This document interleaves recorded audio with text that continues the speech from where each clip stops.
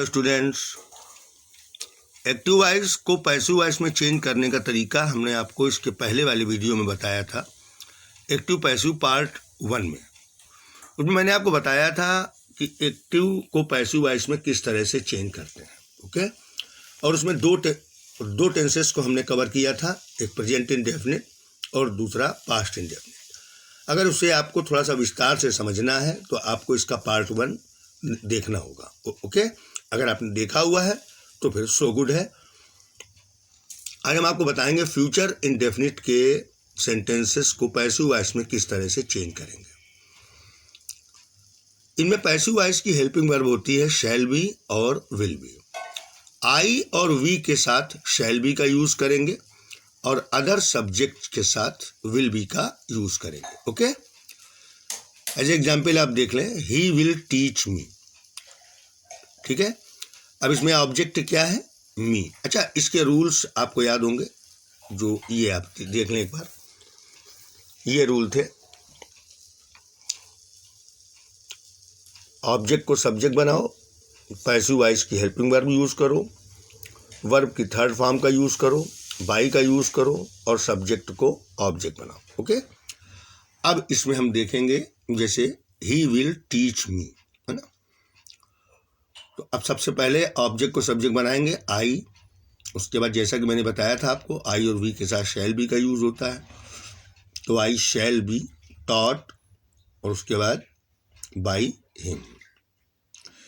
जो रूल्स हैं उन्हीं के अकॉर्डिंग करना है। सबसे पहले ऑब्जेक्ट को सब्जेक्ट बनाया है हमने, मी को सब्जेक्ट बनाया आई, उसके बाद पैसिव वॉइस की ये आप देख लें, हेल्पिंग वर्ब यूज करो। हेल्पिंग वर्ब इसमें क्या है? Shall be. उसके बाद रूल नंबर 3 है वर्ब की थर्ड फॉर्म का यूज करो, तो हमने इसमें टीच की थर्ड फॉर्म का यूज किया है, टॉट। उसके बाद रूल नंबर 4 है बाई का यूज करो, तो हमने फिर बाई का यूज किया है और उसके बाद सब्जेक्ट यानी ही को हमने ऑब्जेक्ट बना दिया है by him. Okay, they will not ring the bell.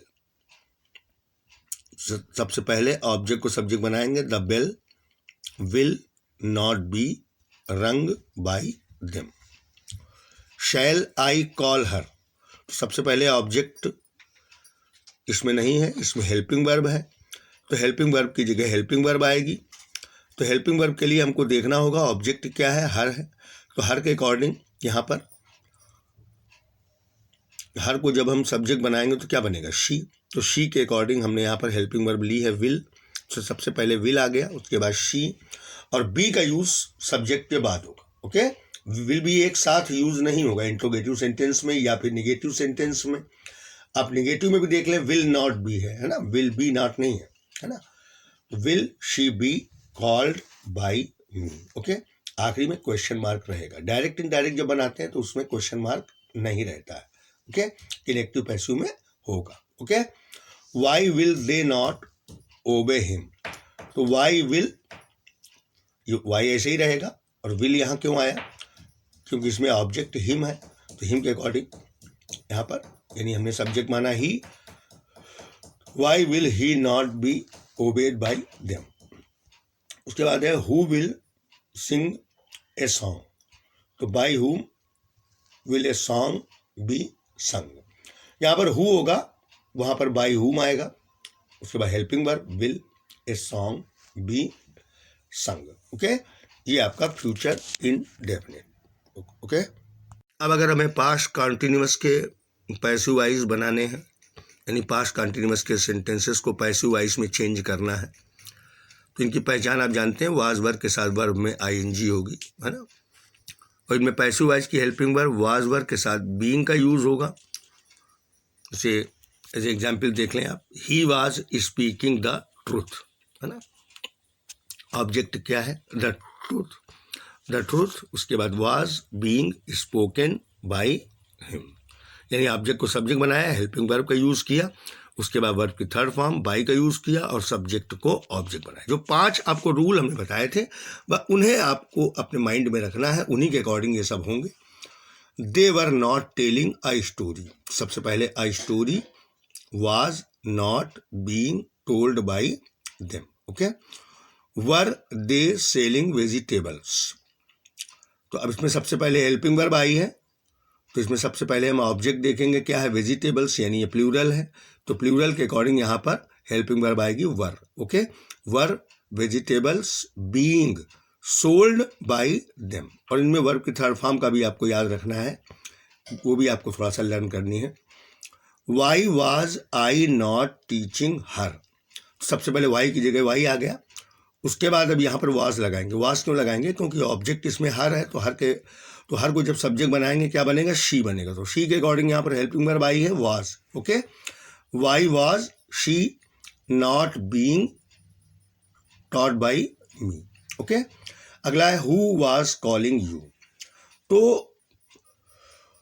Who के लिए मैंने आपको बताया था पहले भी कि बाय हुम आएगा, उसके बाद यू ऑब्जेक्ट है, तो इसको जब हम इस तरफ लाएंगे तो ये हो जाएगा यू ही रहेगा। तो यहाँ पर इसके अकॉर्डिंग हम लाएंगे वर, बाय हुम वर, उसके बाद यू बीइंग कॉल्ड। ओके, इस तरह से ये आपकी बनेगी। तो ये आज आपको इसमें 3 समझ में आए कि फ्यूचर इंडेफिनिट, प्रेजेंट कॉन्टिन्यूअस और पास्ट कॉन्टिन्यूअस। ओके बेटा, इसके बाद आता है प्रेजेंट कॉन्टिन्यूअस टेंस। इसमें पैसिव वॉइस की helping verb is, am, are और उसके साथ बीइंग का यूज होता है।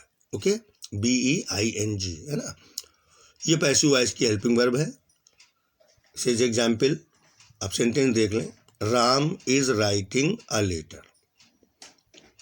अच्छा, ये इसकी पहचान होती है इज, एम, आर और वर्ब में ING है ना। अगर ये लगा होता है तो हम लोग जान जाएंगे कि ये प्रेजेंट कॉन्टिन्यूअस टेंस है।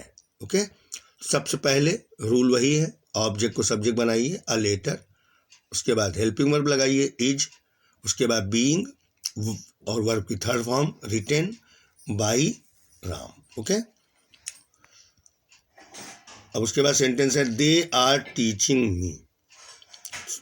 सबसे पहले ऑब्जेक्ट को सब्जेक्ट बनाएंगे, आई एम बीइंग। अब ध्यान दें, I am being taught by them. Okay, I am not calling her. सबसे पहले ऑब्जेक्ट को सब्जेक्ट बनाया, she is not being. Not का यूज इज और बीइंग के बीच में है। Okay, she is not being called by me.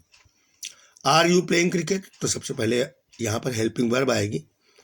Helping verb के लिए हम देखेंगे कि ऑब्जेक्ट क्या है, क्रिकेट, तो क्रिकेट के अकॉर्डिंग हेल्पिंग वर्ब आई है इज, क्रिकेट, बीइंग। बीइंग का यूज क्रिकेट के बाद हुआ है, यानी आधा हिस्सा पहले आधा बाद में।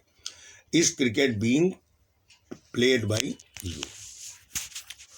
Y is she not helping me, सबसे पहले वाई की जगह वाई का यूज होगा, why am I not being helped by her. Okay, who is ringing the bell, तो by whom is the bell being rung. Okay, सबसे पहले जहाँ हु होगा वहाँ पर बाय हुम आएगा, उसके बाद हेल्पिंग वर्ब, उसके बाद ऑब्जेक्ट, उसके बाद बीइंग, उसके बाद rung. Okay, by whom is the bell being rung. Okay.